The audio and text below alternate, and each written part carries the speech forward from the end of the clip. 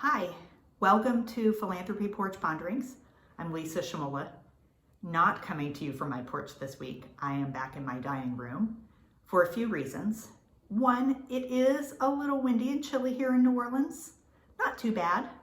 However, when I went out to the porch to film, my landlord is showing the next apartment over to some potential tenants, which means they were out on that porch talking quite loudly.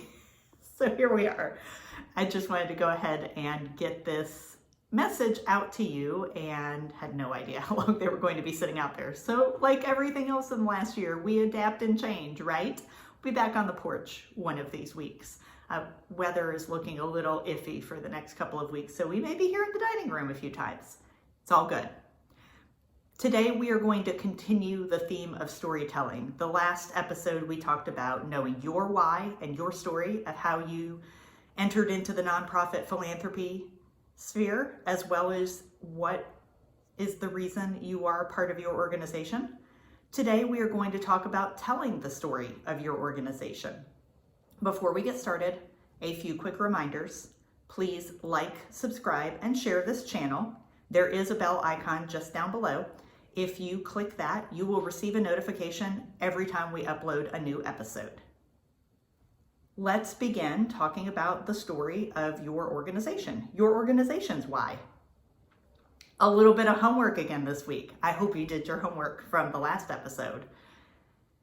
It's important to be able to share the story behind our organization and the reason that it exists. And so that starts by doing a little research. I love history. I have no problem digging into this first part of learning when and why your organization was founded. What is your organization's origin story? Because there's a lot of information there that explains why your organization is still important today.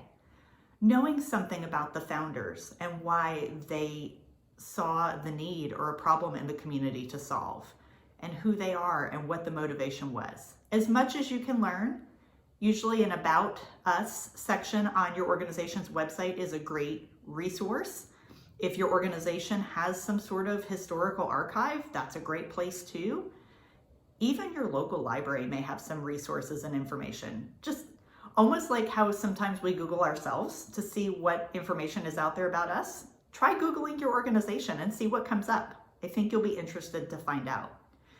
So once you have a handle on the who and why your organization was founded, it's also important to be able to articulate what problem your organization is solving. What need is your organization meeting in the community? Why is that important? How are you addressing this need? Goes right alongside with that.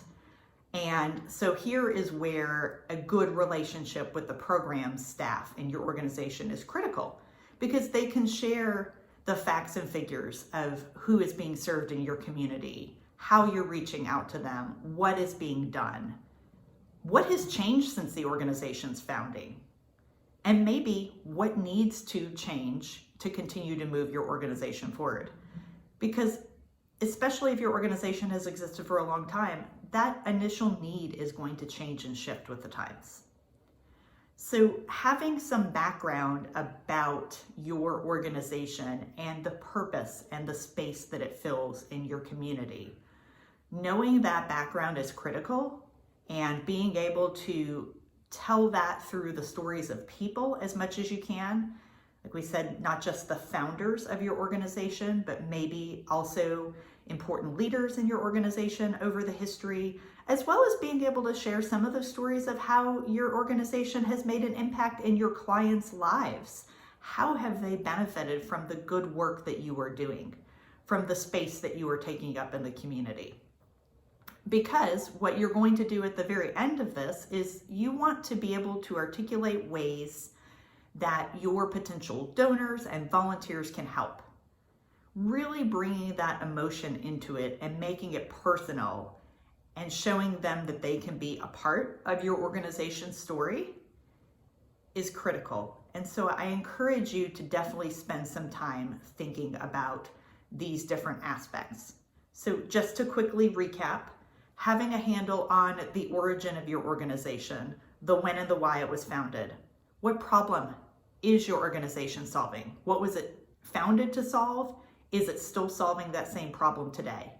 Why is that important? How are you addressing this need?